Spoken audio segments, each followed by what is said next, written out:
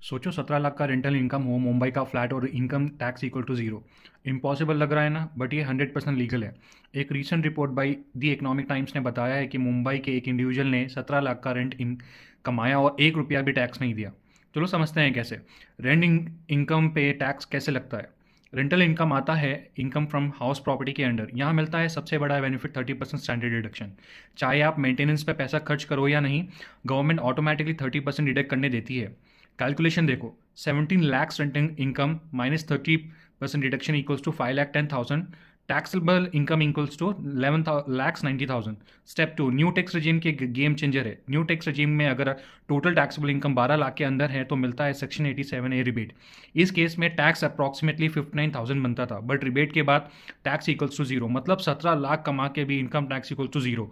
Important conditions, ये तब possible है जब आपकी कोई और मेजर इनकम ना हो। आप न्यू टैक्स रजीम चूज करें, इनकम मेनली रेंट से हो। अगर सैलरी या बिजनेस इनकम ऐड हो गई तो पूरा मैक्स चेंज हो जाएगा।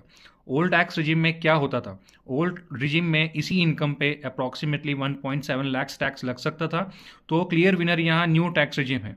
ये एग्जाम्पल प्रूव करता है कि टैक्स प्लानिंग और टैक्स इवेजन अलग चीज़ें हैं। अगर आपके पास रेंटल इनकम है या प्रॉपर्टी में इन्वेस्ट करने का प्लान है तो राइट टैक्स रजीम चूज करना बहुत इंपॉर्टेंट है।